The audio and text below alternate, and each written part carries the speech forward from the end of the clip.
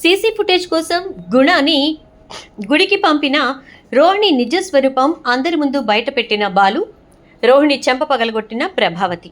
ఇదంతా ఎలా జరిగింది? అసలు రోహిణి గుణాన్ని పంపిందనే విషయం బాలుకి ఎలా తెలిసింది? మరి అలా తెలుసుకున్నటువంటి బాలు ఇదంతా ఎలా జరిగిందో వీడియో ద్వారా చూసేద్దాం. ఎక్కడ వీడియో స్కిప్ చేయకండి, చివరి వరకు చూడండి, పూర్తిగా మీకు అర్థమవుతుంది. వీడియోని లైక్ చేయడం, షేర్ చేయడం మర్చిపోకండి. మీ లైక్, షేర్ మాకు మంచి సపోర్ట్ మరియు ఎంకరేజింగ్గా ఉంటుంది. ఇక మొత్తం మీద చూసుకున్నట్లయితే కనుక బాలు, మీనా అయితే రోహిణిని ఒక కంట కనిపెట్టాలి అని చెప్పి గట్టిగా అనుకోవడంతో ఇక రోహిణి చేసే ప్రతి పనిని కూడా వీళ్ళు పాయింట్అవుట్ చేయటం, అంటే వర్కౌట్ చేస్తూ ఎక్కడెక్కడ తిరుగుతోంది, ఎవరితో మాట్లాడుతోంది, ఎవరితో ఏంటి ఏ మంతనాలు జరుపుతోంది అని చెప్పి గమనించే క్రమంలో గుణతో మాట్లాడడం చూసినటువంటి బాలు అసలు రోహిణికి పద్దక గుణతో ఏం పని అని చెప్పి ఆలోచించడం మొదలు పెడతాడు. అలా ఆలోచించినటువంటి బాలు ఇక గుణ గురించి పూర్తిగా ఎంక్వైరీ చేసి గుణ చాలా చెడ్డవాడు అనే విషయాన్ని ఇక వాళ్ళ ఇంట్లో వాళ్ళందరికీ కూడా అర్థమయ్యేలా చేస్తాడు. ఇక రోహిణి గుణతో మాట్లాడడం, గుణ దగ్గర అప్పు తీసుకోవడం అనే విషయాన్ని కూడా ఇంట్లో అందరి ముందు బయటపెడతాడు. ఇక దాంతో ప్రభావతి రోహిణికి చాలా గట్టి వార్నింగ్ ఇస్తుంది. నువ్వు గుణతో మాట్లాడడానికి వీల్లేదు, గుణ దగ్గరికి వెళ్ళడానికి వీల్లేదు, అప్పు కోసం వెళ్లాల్సిన అవసరం ఏముంది, మీ నాన్న డబ్బంతా మూలగేసుకుని మూట కట్టుకుని ఆయనతో పాటు తీసుకుపోతాడా అని చెప్పి తిడుతుంది. సరే అత్తయ్య మాట్లాడను అని చెప్పిన తర్వాత రోహిణి విద్యను తీసుకొని వెళ్ళి గుణాన్ని కలుస్తుంది. అదంతా కూడా బాలు చాలా జాగ్రత్తగా తన ఫోన్లో క్యాప్చర్ చేస్తాడు. గుణాన్ని కలిసినటువంటి రోహిణి అయితే గుడికి వెళ్ళమని, అక్కడ మనోజ్ ఆ డబ్బు ఎత్తుకుపోయినటువంటి బ్రోకర్ ఉన్నాడు కదా, అదే విల్లా అమ్ముతాను అన్నాడు కదా వాడితోటి వాడి సీసీ ఫుటేజ్ని తీసుకురమ్మని చెప్పి గుణాకి చెప్పడం, ఇదంతా కూడా బాలు చాలా జాగ్రత్తగా తన ఫోన్లో క్యాప్చర్ చేస్తాడు. ఇక అయిపోయిన తర్వాత గుణ అయితే గుడికి వెళ్తాడు. వెళ్ళి అక్కడ సీసీ ఫుటేజ్ మొత్తాన్ని కూడా గుణ కలెక్ట్ చేస్తాడు. అలా కలెక్ట్ చేసినటువంటి సీసీ ఫుటేజ్ని జాగ్రత్తగా రోహిణికి అప్పగించాలని చెప్పి గుణ వస్తున్న టైంలోనే గుణాన్ని పట్టుకుంటాడు బాలు. అయితే ఏంటి సీసీ ఫుటేజ్ని ఎవరికి అప్పచెప్దాం అనుకుంటున్నావు అని అంటే, ఎవరికి అప్పచెప్పడానికి కాదు, నేను వాడెవడో ఏంటో కనిపెట్టడానికి వెళ్తున్నాను అని అంటాడు. అవునా, మరి వాడెవడో ఏంటో కనిపెట్టడానికి వెళ్ళే నీకు మా వదినతో ఏం పని అని అంటాడు. ఆవిడికి చెప్పాలి కదా, ఆవిడే కదా నాకు ఈ పని అప్పచెప్పింది అని అనగానే, ఓహో ఆవిడ నీకు ఈ పని అప్పచెప్పింది, ఎంతకు మాట్లాడుకున్నావు అంటే 2% అంటే 60,000 అని చెప్తాడు. ఓ వెరీ గుడ్, సరే అయితే కానివ్వు అని చెప్పేసేసి ఇక వాడిని పట్టుకో అని చెప్పి వదిలేస్తాడు. గుణ వెళ్ళి వాడిని పట్టుకుంటాడు. వాడిని పట్టుకునే క్రమంలో గుణ చాలా ఇబ్బందులే ఫేస్ చేస్తాడు. ఎందుకంటే వాడు దొరికినట్టే దొరికి పారిపోవటం ఇలా చాలా జరుగుతుంది. అదంతా అయిపోయాక మొత్తానికి వాడిని పట్టుకుని ఆ డబ్బు అయితే గుణ రికవరీ చేస్తాడు. ఇక రికవరీ చేసిన తర్వాత బాలు మీనాతోటి వాడు డబ్బు రికవరీ చేశాడు మీనా అని చెప్పి చెప్తాడు. అవునా, సరే అయితే డబ్బు అయితే ఇంటికి చేరుతుంది కదా, ఆ తర్వాత అసలు రోహిణికి గుణకి మధ్య ఉన్నటువంటి డీలింగ్స్ ఏంటో మనం తెలుసుకుందాం అని చెప్పి అంటుంది. నేను అదే అనుకుంటున్నాను మీనా, ఇదంతా అయిపోయిన తర్వాత అసలు వాళ్ళిద్దరి మధ్య ఉన్న డీలింగ్స్ ఏంటో తెలుసుకోవాలనుకుంటున్నాను అని చెప్పి చెప్తాడు. అలా చెప్పిన తర్వాత ఇంకిద్దరు కలిసి సైలెంట్ అయిపోతారు. గుణ అయితే వాడి దగ్గర నుంచి తీసుకున్నటువంటి డబ్బుని రోహిణికి అప్పగించి, చూడండి ఇంకా నాకు ఈ పనులేవి అప్పచెప్పకండి, ఎందుకంటే పద్దాక మీ వాళ్ళందరికీ సమాధానాలు చెప్పుకోలేక నేను చస్తున్నాను అని అంటే, ఈసారి ఎవరొచ్చారు అని అడుగుతుంది. ఎవరు రావడం ఏంటి, బాలు మమ్మల్ని ఒక గంట కనిపెడుతూనే ఉన్నాడు, మమ్మల్ని కాదు చెప్పాలంటే మిమ్మల్ని అని అంటాడు. ఏంటి నన్ను కనిపెడుతున్నాడా అని అనగానే, మరి లేకపోతే మీరు నాకు పని అప్పచెప్పిన విషయం వాడికి ఎలా తెలుసు, వాడు వచ్చాడు, నీ పని నువ్వు చేసుకుని సైలెంట్గా ఉండు, మా వదినతో ఎక్కువగా మాట్లాడే ప్రయత్నం చేస్తే ఊరుకోను అని చెప్పి నాకు వార్నింగ్ ఇచ్చాడు అంటాడు. ఏంటి నీకు వార్నింగ్ ఇచ్చాడా, ఎందుకు అలా వార్నింగ్ ఇవ్వాల్సిన అవసరం వాడికే వచ్చింది అని అంటే, అది నాకు తెలీదు, నాకైతే వార్నింగ్ ఇచ్చాడు అని చెప్పని అంటూ ఉంటే, సరే అయితే అనేసి ఇక రోహిణి ఇంటికి వెళ్ళి నానా యాగి చేయటం మొదలు పెడుతుంది. నేను గుణాన్ని కలిస్తే నీకెందుకు, ఎవరిని కలిస్తే నీకెందుకు, ఎవరితో మాట్లాడితే నీకెందుకు, నా వెనక స్పైలా ఎందుకు తిరుగుతున్నావు అని చెప్పని అంటుంది. ఏంటి రోహిణి నువ్వు అనేది, నీ వెనక స్పై చేస్తున్నాడా అని అంటే, చూడు స్పైయో స్కైయో నాకు తెలీదు, కానీ నాకు ఒక మనిషి మీద అనుమానం వచ్చినప్పుడు ఖచ్చితంగా ఆ మనిషి గురించి పూర్తిగా తెలుసుకోవడానికి ప్రయత్నం చేస్తాను అని చెప్పని అనగానే, ఓ ఇప్పుడు నీకు నా మీద అనుమానం వచ్చిందా అంటే, వచ్చిందా ఏంటి, వచ్చింది, ఆ అనుమానం నిజమని తేలింది కూడా, అని చెప్పని అంటాడు. ఏంటి అనుమానం నిజమని తేలిందా? ఏ రకంగా తేలింది అని అనగానే, వాడు నీకు డబ్బు తెచ్చిచ్చాడుగా, ఆ డబ్బు ఇంట్లో ఎందుకు ఇవ్వలేదు అని అంటే, గుణ ఇంకా డబ్బు తెచ్చివ్వలేదు అంటుంది. ఎందుకు తెచ్చివ్వలేదు? వాడు నీకు డబ్బు తెచ్చిచ్చి 2 రోజులైంది, ఆ విషయం నాకు క్లియర్గా తెలుసు అనగానే, ఇక వెంటనే అది అది అంటూ ఉంటే, అదేంటి రోహిణి, డబ్బు నీకు తీసుకొచ్చి ఇచ్చాడా గుణ అని చెప్పని అడుగుతాడు మనోజ్. తెచ్చాడు మనోజ్, ఆ రోజు అదే 2 రోజులకే డబ్బు తెచ్చిచ్చాడు అని చెప్పని అంటే, అసలు గుణతో మాట్లాడొద్దని చెప్పి నేను క్లియర్గా చెప్పాను, గుణతో డీలింగ్స్ పెట్టుకోవద్దని కూడా చెప్పాను, మరి నువ్వు వెళ్ళి మళ్ళీ గుణానే సాయం అడగడం ఏంటి? వాడు డబ్బు తెచ్చిచ్చినా కూడా ఇంట్లో ఇవ్వకపోవడం ఏంటి అని అంటుంది ప్రభావతి. అంటే అది కాదత్తయ్య, వాడిని సాయం అడగడం అంటే బాలు వెళ్ళి తీసుకురావచ్చు, కానీ ఇప్పుడు బాలుని ఒక రౌడీగా చూడాల్సి వస్తుంది, దాంతోపాటు మా విషయాల్లో తన్ని జోక్యం చేసుకోవద్దన్నాను కదా, అందుకే ఇక నేను గుణకి ఈ పనిని పురమాయించాను, తను డబ్బు తెచ్చాడు అనగానే, మరి డబ్బు ఎక్కడా అని అంటూ ఉంటే, అవి డీలర్స్ అందరూ అడ్వాన్స్గా ఇచ్చారు కదా అత్తయ్య, అందుకే ఆ డబ్బుని ముఖేష్కి కట్టేశాను, ఫర్నిచర్ పంపించమని చెప్పాను అనగానే, షాప్ విషయాల్లో నేను జోక్యం చేసుకోవద్దని చెప్పాను కదా, నువ్వెందుకు సొంతగా పెత్తనం చేశావు, నువ్వెందుకు ముఖేష్కి ఫోన్ చేసి మాట్లాడావు అని చెప్పని అంటే, ఇక ప్రభావతి, చూడు రోహిణి, ఇదే లాస్ట్ అండ్ ఫైనల్ వార్నింగ్, ఇంకొకసారి కనుక నువ్వు అనవసరమైన పెత్తనాలు చేసినట్టుంటే మర్యాద దక్కదు నీకు అని చెప్తుంది. సరే అత్తయ్య అలాగే అని అంటుంది. అన్న తర్వాత ఇక బాలు వంక చూస్తూ, చూడు, అనవసరంగా నువ్వు నా విషయాల్లోకి జోక్యం చేసుకోకు, అంతేకాదు నువ్వు నా మీద స్పై చేయటం మానేసి అని అంటే, అది మాత్రం మాననుగా అని అంటాడు. ఇక అన్న తర్వాత ప్రభావతి ఒక రోజున కూర్చుని బాధపడుతూ ఉంటుంది. ఏంటమ్మా, ఎందుకు బాధపడుతున్నావు అని చెప్పేసి మనోజ్ వచ్చి అడుగుతాడు. నాకు రోహిణి విషయంలో చాలా అనుమానాలు వస్తున్నాయిరా అని అంటుంది. దేనికమ్మా, ఎందుకు అనుమానంగా ఉంది నీకు అని అంటే, వాళ్ళ నాన్న నిజంగానే మలేషియాలో ఉన్నాడా, అసలు తనకి తండ్రి ఉన్నాడా, నాకు ఈ అనుమానాలన్నీ కలుగుతున్నాయిరా అని చెప్పని అంటుంది. ఎందుకు నీకు అంత పెద్ద డౌట్ వచ్చిందమ్మా అంటే, నిజంగా తండ్రి ఉన్న ఆడపిల్ల అయితే ఖచ్చితంగా వాళ్ళ నాన్న ఏదో ఒక రోజు వస్తాడు అనే ఆశతోటి, అయ్యో మా నాన్న జైల్లో ఉన్నాడే అనే బాధతోటి ఉంటూ ఉంటుంది. కానీ రోహిణి విషయంలో అలా జరగట్లేదు సరికదా, వాళ్ళ నాన్న జైల్లో ఉంటే కనీసం ఒక్కరోజు కూడా వెళ్ళి చూసొస్తానన్న మాట మాట్లాడలేదురా అని అనేసరికి బాలు అప్పుడొచ్చి, ఇప్పటికి దారిలోకి వచ్చాం, మా నాన్న ఒంట్లో బాగోపోతే మాకు కాళ్ళు చేతులు ఆడవు, ఆఖరికి ఈ మనోజ్ గారు కూడా బాధపడతాడు, నాన్న కోసం ఒక 2 కన్నీటి బొట్లు కారుస్తాడు, మరి అలాంటిది ఆ పార్లర్ అమ్మకి వాళ్ళ నాన్న ఇన్ని నెలల నుంచి జైల్లో ఉంటే చీమ కుట్టినట్టు కూడా ఎందుకు లేదు, అసలు వెళ్ళి మా నాన్నని చూద్దామని కానీ మా నాన్నని బయటకు తీసుకొచ్చే మార్గం ఆలోచిద్దామని కానీ అస్సలు అనుకోవట్లేదు. అంటే దీన్ని బట్టి చూస్తే పార్లర్ అమ్మకి నాన్న అనేవాడే లేడు, మలేషియాలో ఎవరూ లేరు, కోట్లున్నాయని చెప్పింది కూడా అబద్ధమే. అంటే ఒరే, ఇదే సంగతి నువ్వు ప్రూవ్ చేయగలిగావు అంటే నేను నా కొడుగ్గా ఒప్పుకుంటానంటుంది ప్రభావతి. మా నువ్వు అంటోంది నిజమేనా అని అంటే, ఏ అబద్ధం అనుకుంటున్నావా, నిజంగా చెప్తున్నానంటే, అమ్మ నువ్వేంటి అంటాడు మనోజ్. నోర్మైరా, నిజంగా చెప్తున్నా, రోహిణి కనుక కోటీశ్వరుడి బిడ్డ కాదు, మలేషియాలో తన తండ్రి లేడు, అసలు రోహిణికి తండ్రి అనేవాడే లేడు అనే విషయం నువ్వు నిరూపించగలిగితే కన్ఫర్మ్గా నీకు నేను తల్లిని అని, నువ్వు నా కొడుకువని కుటుంబం అందరి ముందు చెప్పి నీకు కేక్ కట్ చేయిస్తాను అంటుంది ప్రభావతి. ప్రభావతికి నమ్మకం, బాలు ఖచ్చితంగా అన్నాడంటే చేసి తీరుతాడని, దానికి తోడు తన కొడుగ్గా ఒప్పుకుంటానంటే ఖచ్చితంగా చేస్తాడని. దాంతో ఇక బాలు రెట్టింపు ఉత్సాహంతో రోహిణిని స్పై చేయడం మొదలు పెడతాడు. ఒక రోజున రోహిణి విద్య వాళ్ళ ఇంటికి వెళ్తుంది. ఆ రోజునే ఇక బాలు అయితే ఉదయాన్నే చాలా పెద్ద గొడవ చేస్తాడు.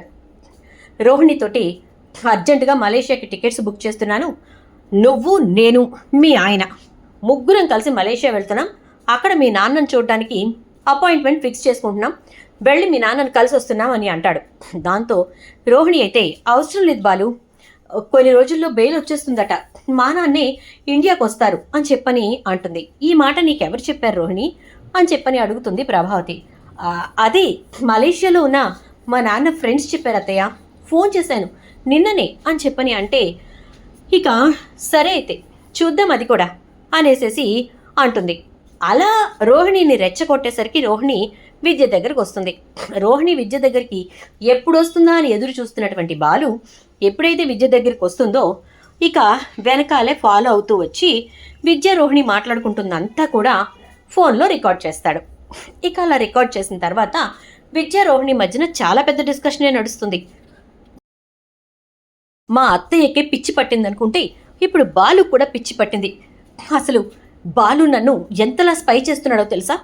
అసలు మా నాన్న మలేషియాలో ఉన్నాడా లేదా, జైల్లో ఉన్నాడా లేదా తెలుసుకోవాలంటే మనం అర్జెంటుగా మలేషియా వెళ్ళాలి, టికెట్స్ బుక్ చేస్తాను, నువ్వు మనోజ్ నేను వెళ్దాం అని చెప్పి పొద్దున్నే గొడవ పెట్టాడు అని చెప్పని అంటుంది. ఇక మీనా అయితే ఆ మాట విన్నటువంటి విద్య వెంటనే తప్పే ఉందే, వాళ్ళకు అనుమానం రావడంలో తప్పే లేదు. ఎందుకంటే నువ్వు ఇస్తున్నటువంటి బిల్డప్లు అలాంటివి. అసలు నీకు తండ్రి అనేవాడే లేడు అనే విషయాన్ని బయట పెట్టడానికి భయపడి చస్తున్నావు నువ్వు. మరి అలాంటి నువ్వు వాళ్ళ ముందు ఎందుకు అనవసరమైన బిల్డప్లు కొట్టడం? మీ నాన్న గురించి వాళ్ళు ఏమైనా మాట్లాడినప్పుడు నువ్వు కాస్త తగ్గి మాట్లాడితే సరిపోతుంది కదా. వాళ్ళు ఇంకొంచెం గట్టిగా మాట్లాడే పరిస్థితులు నువ్వే క్రియేట్ చేసుకుంటున్నావు. తీరా వాళ్ళు మాట్లాడిన తర్వాత వాళ్ళకు అనుమానం కలుగుతుంది. అందుకే వాళ్ళు కూడా చాలా తెలివిగా నిన్ను లాక్ చేస్తున్నారు. ఇప్పుడు నిజంగానే బాలు అన్నంత పని చేసి మలేషియా టికెట్స్ తీసుకొచ్చి నువ్వు నేను మనోజ్ వెళ్లాల్సిందే అంటే ఏం చేస్తావు చెప్పు? నాకు తెలియక అడుగుతున్నా, ఏం చేస్తావు అని చెప్పానంటే ఆ బాలుగాడికి పాస్పోర్ట్ లేదు, ఎలా వస్తాడు పిచ్చితనం కాకపోతే అని అంటే, ఓసై పిచ్చ మొకమా, నీకు తెలియని విషయం చెప్పనా? బాలు మీనాకి తనకి పాస్పోర్ట్స్కి అప్లై చేశాడు. ఆ విషయం నాకెలా తెలుసు అంటావా? నేను పాస్పోర్ట్ ఆఫీస్కి పని మీద వెళ్ళాను నేమ్ మోడిఫికేషన్ కోసం. వెళ్ళినప్పుడు బాలు అక్కడున్న వాళ్ళతో మాట్లాడి ఏజెంట్ని కలిసి చాలా జాగ్రత్తగా వాళ్ళిద్దరికీ పాస్పోర్ట్స్ ప్రిపేర్ చేయించుకుంటున్నాడు. కారణం ఏంటంటే వాళ్ళు డెకరేషన్స్ని అబ్రాడ్ కూడా ప్లాన్ చేస్తున్నారు. అవుట్ ఆఫ్ స్టేట్స్కి ఆల్రెడీ వాళ్ళకి ఆర్డర్స్ వస్తున్నాయట. అందుకోసమే ఇప్పుడు అబ్రాడ్ కూడా ప్లాన్ చేస్తున్నారు అని చెప్పని అనేసరికి ఒక్కసారిగా షాక్ అయిపోతుంది రోహిణి. అవునా? అంటే ఇప్పుడు వీళ్ళు నిజంగానే మలేషియా వెళ్ళాలి అంటే నేనేమైపోతాను అంటే మరదే చెప్తున్నాను.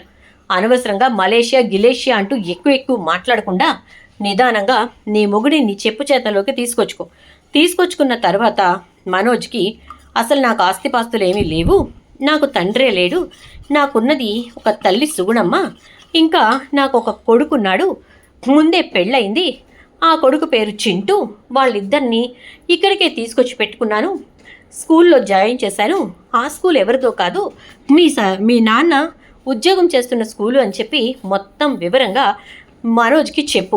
మనోజ్కి నువ్వంటే ప్రేమ ఎక్కువ కాబట్టి ఆ ప్రేమతోనైనా జాగ్రత్తగా నిన్ను వదులుకోకుండా చూసుకుంటాడు అని చెప్పేసేసి అనేసరికి ఇక ఒక్కసారిగా రోహిణి అయితే షాక్ అయిపోతుంది. ఇదంతా చెప్తే మనోజ్ నన్ను వదిలేస్తాడే అని అంటుంది. ఖచ్చితంగా వదిలేస్తాడు, కానీ వదలకుండా మనోజ్ని నీ వైపు తిప్పుకోవాల్సినటువంటి బాధ్యత నీదే అని చెప్పేసేసి అనగానే ఇక అప్పుడు రోహిణి అయితే ట్రై చేస్తానే, ఏం జరుగుతుందో ఏంటో భయంగా ఉంది అంటూ ఇక అక్కడి నుంచి బయలుదేరి వెళ్ళిపోతుంది. బాలు ఇదంతా షూట్ చేసుకుని జాగ్రత్తగా ఇంటికి వీయలేసుకుంటూ వస్తాడు. ఇక అందరూ కూడా ఏంటి బాలు చాలా సంతోషంగా ఉన్నాడు అనుకుంటూ ఉంటారు. అమ్మా ప్రభావతమ్మ, ఓయమ్మ అత్తావతమ్మ అని చెప్పని అంటూ ఉంటాడు. ఇక ప్రభావతి, ఏంట్రా ఎందుకలా చెవికోసిన మేకలా అరుస్తున్నావు అంటే, నువ్వు నాకు పొద్దున్నే ఒక బంపర్ ఆఫర్ ఇచ్చావు. అదేంటంటే రోహిణి అదే మన పార్లర్ అమ్మకి మలేషియాకి ఎలాంటి సంబంధాలు లేవు అని, తనకంటూ అసలు ఒక తండ్రి అనేవాడు అక్కడ లేడు అని నిరూపించగలిగితే అందరూ వినండి, నన్ను తన కొడుకుగా ఒప్పుకుంటానని చెప్పి మా అమ్మ ప్రభావతమ్మ పొద్దున్న మాటిచ్చింది. ఇచ్చావా లేదా అంటే ఇచ్చాను, ఇప్పుడు కూడా అదే మాట మీద నిలబడతాను, నువ్వు నిరూపించాలి కదా అని అంటే నిరూపించబోతున్నాను మాతాశ్రీ అంటూ, అమ్మా డబ్బుడమ్మా వెళ్ళి ఆ దృశ్యపేటికను తీసుకురమ్ము అని అంటే, దృశ్యపేటిక, ఓ ల్యాప్టాపా అంటే ఆ ల్యాప్టాపే తీసుకురా అని అంటాడు. ఇక గబగబా తీసుకొస్తుంది శృతి. ఇదిగో నా ఫోన్లో ఉన్న ఈ వీడియో చిత్రాన్ని అక్కడ ప్లే చేయము అని చెప్పని అనగానే శృతి ఫోన్ కనెక్ట్ చేస్తుంది. దాంతో విద్యా రోహిణి కలిసి మాట్లాడుకున్న మొత్తం కాన్వర్జేషన్ అక్కడ వచ్చేస్తుంది. దాంతోపాటు గుణతో కూడా రోహిణి మాట్లాడినటువంటి కాన్వర్జేషన్ అంతా వచ్చేస్తుంది. ఇక అదంతా చూసినటువంటి ప్రభావతి షాక్ అయిపోతుంది. ఏంట్రా బాలు ఇదంతా అంటే అన్నావుగా నిరూపించు అని. నేనేమన్నా వాళ్ళకి స్క్రిప్ట్ రాసిచ్చి ఇలా చదవండి అని చెప్పాను ఏంటి? నిజంగా ఒరిజినల్గా ఇది నీ కోడలు పార్లరమ్మ, అదే రోహిణి గారు. ఆవిడ నిజస్వరూపం ఇది. అసలు ఆవిడకు ఉన్నటువంటి బ్యాక్గ్రౌండ్ కథ ఇది. ఈ కథని బేస్ చేసుకుని మొత్తం మీద ఇప్పటి వరకు తన జీవితాన్ని నడుపుతూ వచ్చింది అని చెప్పేసి అంటాడు. ఇక బాలు అయితే ఆ మాటలు విన్నటువంటి ప్రభావతి ఒక్కసారిగా షాక్ అవుతుంది. ఇక అప్పుడే రోహిణి అయితే చేతి నిండా బట్టల సంచులు, అంటే అందరికీ బట్టలు తీసుకొని ఇంటికి వస్తుంది. ఎందుకు బట్టలు తీసుకొస్తుందంటే చింటూ పుట్టినరోజు 2 రోజుల్లో ఉంది. చింటూ పుట్టినరోజుని గ్రాండ్గా చేయాలి, ఇంట్లో వాళ్ళందరికీ కూడా బట్టలు కొనాలి అని చెప్పని అనుకుంటుంది. అనుకున్న ప్రకారంగానే ఇక బట్టలు తీసుకొస్తుంది. అవన్నీ చూసిన ప్రభావతి, ఏంటివన్నీ మలేషియా నుంచి వచ్చాయా అంటుంది. అయ్యో కాదత్తయ్య, ఇక్కడే తీసుకున్నాను అంటుంది. ఎందుకు సడన్గా ఏంటి అంత స్పెషల్ అంటూ ఉంటే, అబ్బే ఏం లేదు అత్తయ్య, ఊరికే కొన్నాను, అందరికీ కొనాలనిపించింది అని అంటే, అంతేనా? ఎవరిదైనా పుట్టినరోజు ఉందా? వాళ్ళ పుట్టినరోజు కోసం మాకు కొన్నావా అని అంటుంది. ఎందుకంటే విద్యా రోహిణి చేసుకున్నటువంటి కాన్వర్జేషన్ మధ్యలో చింటూ గురించి కూడా మాట్లాడుకుంటారు. చింటూ పుట్టినరోజుకి అందరికీ బట్టలు కొనాలి అని చెప్పి, ఇక దానికోసమేనని చెప్పి ప్రభావతికి అర్థమైపోతుంది. అబ్బే అదేం కాదత్తయ్య అని బుకాయిస్తుంది రోహిణి. సరే అయితే బాలు నాకు, నీకు, బాలుకి ముగ్గురికి కలిపి మలేషియా టికెట్లు బుక్ చేశాడు. మనం రేపే మలేషియా వెళ్ళబోతున్నాం. మీ నాన్నని కలవబోతున్నాం. మీ అంకుల్ వాళ్ళకి ఫోన్ చేసి అపాయింట్మెంట్ తీసుకోమను. ఇన్ కేసు ఒకవేళ వాళ్ళతోటి అవ్వదు అంటే మనం వెళ్ళాక అపాయింట్మెంట్ తీసుకుందాం. వారం రోజులకు ఉండేటట్టు ప్లాన్ చేసావు కదరా అంటే, అవునమ్మా వారం ఉండేటట్టు ప్లాన్ చేశాను అంటాడు. దాంతో రోహిణి, అయిపోయానురా దేవుడా, ఏం చేయాలి ఇప్పుడు అనుకుంటూ, అత్తయ్య ఈ వారం అంతా నాకు బిజీ షెడ్యూల్ ఉంది అత్తయ్య, అందులోనూ మలేషియాలో ఇప్పుడు హాలిడేస్ నడుస్తున్నాయి. హాలిడేస్లో మనం జైలు ఖైదీల్ని కలుసుకోవడానికి కుదరదు అని అంటే, నాకు తెలిసి ఏ దేశంలోనూ వారం రోజులు నేషనల్ హాలిడేస్ ఉండవమ్మా అని చెప్పేసేసి అంటుంది శృతి. ఒక్కసారిగా అదే కదా, మనకి జనవరి 26 ఆగస్టు 15 ఒక్కొక్క రోజు సెలవులు వస్తాయి తప్ప వారం రోజులు ఎక్కడ సెలవు రావు అని అంటే, మలేషియాలో అంతే అత్తయ్య అంటే, హలో రోహిణి, మా ఫ్రెండ్ మలేషియాలో 5 ఇయర్స్గా ఉంటుంది. అది ఎప్పుడు కూడా ఈ విషయం గురించి చెప్పలేదు. ఎప్పుడు అడిగినా మాకు సెలవులు తక్కువే బాబు అని చెప్పని అంటుంది. మరి నువ్వేంటి 1 వీక్ హాలిడేస్ ఉంటాయి, మా నాన్నని కలవడం కుదరదు అంటున్నావు అని అంటుంది శృతి. అది శృతి అంటూ ఉంటే, ఏంటి మలేషియా వెళ్ళడానికి వీలవుతుందా, వీలు పడదా అని అంటే, వెళ్దాం అత్తయ్య వెళ్దాం అనగానే, మరి వెళ్తాం సరే, అక్కడ మీ నాన్నగా ఎవరిని చూపిస్తావు? జైల్లో కూడా ఎవరినైనా సెట్ చేస్తావా అంటుంది. సెట్ చేయడం ఏంటి అత్తయ్య, మా నాన్న జైల్లో ఉన్నాడు కదా అని అంటే, అవునా ఉన్నాడా అని ప్రభావతి వచ్చి రోహిణి చెంప చెళ్ళున పగలగొడుతుంది. ఒక్కసారిగా షాక్ అయిపోతుంది రోహిణి అయితే. మీ నాన్న జైల్లో ఉన్నాడా? రాక్షసి, ఎన్ని అబద్ధాలు చెప్పావే, ఎంత మోసం చేశావే, ఎంత గుండె ధైర్యమే నీకు, మాకు ఈ రకంగా అబద్ధాలు చెప్పడానికి, మమ్మల్ని ఈ రకంగా మోసం చేయడానికి అని చెప్పేసేసి పిచ్చ తిట్లు తిడుతుంది ప్రభావతి. అత్తయ్య అది కాదు, మీరు ఎందుకు నన్ను కొడుతున్నారో చెప్పండి అంటూ ఉంటే, ఇంకా ఏం తెలియని నంగనచ్చలా మాట్లాడతావేంటి? ఎందుకు కొడుతున్నానో నీకు అర్థం కాలేదా? నేను ఏం మాట్లాడుతున్నానో నీకు అర్థం కావట్లేదా? చెప్పు, నీకు అర్థం కావట్లేదా అని అంటూ ఉంటే, అది ఏంటత్తయ్య ఎందుకిలా అని అంటూ ఉంటుంది. ఎందుకంటే నువ్వు నా కొడుకుతో పాటు నన్ను కూడా మోసం చేశావు కాబట్టి, ఇంటందరి ముందు నాకు తలదింపులు తీసుకొచ్చావు కాబట్టి, అందరి ముందు నేను తల వంచుకుని నుంచునేలా చేసావు కాబట్టి, అంటే నేనే చేశాను అత్తయ్య, నన్నెందుకు అంటున్నారు అని అంటుంది. నిన్నెందుకు అంటున్నానా? నువ్వేం చేసావా? అంతా చేసింది నువ్వేనే రాక్షసి. నీకెంత ధైర్యం? ఈ ప్రభావతికి అబద్ధం చెప్తావా? ఈ ప్రభావతిని మోసం చేస్తావా అని అంటూ, ఎంత నమ్మానే నిన్ను. నిన్నగాక మొన్నే కదే ఒక విషయం బయటపడింది, మళ్ళీ ఇంతలోకి ఈ విషయం. ఛీ, నీ బ్రతుకంతా అబద్ధాల కోరు బతుకు. చిచ్చి, నీలాంటి దాన్ని కోడల్ని చేసుకోవటం నేను చేసిన తప్పే అనేసేసి ఇక ప్రభావతి పిచ్చి తిట్లు తిడుతుంది. దాంతో ఇక రోహిణి అయితే అది కాదత్తయ్య, నన్ను క్షమించండి అంటూ ఉంటుంది. క్షమించటమా ఇంకేమన్నానా అని, అరే మనోజ్, అది కావాలి అంటే దాంతోపాటు బయటకు వెళ్ళిపో. కాదు, ఈ ఇల్లు ఈ ఇంట్లో వాళ్ళు కావాలి అంటే ఇక్కడే ఉండు, దాన్ని బయటికి పంపించు అంటుంది. మనోజ్ ఏం మాట్లాడకుండా గదిలోకి వెళ్ళి తలుపేసేసుకుంటాడు. దాంతో రోహిణికి విషయం అర్థమై బయటికి నడుస్తుంది. చూద్దాం ఏం జరుగుతుందో. వీడియో నచ్చితే లైక్ చేయండి, వీడియోని షేర్ చేయండి, ఛానల్ సబ్స్క్రైబ్ చేయండి, పక్కనే ఉన్న బెల్ ఐకాన్లో ఆల్ ట్యాప్ చేయండి.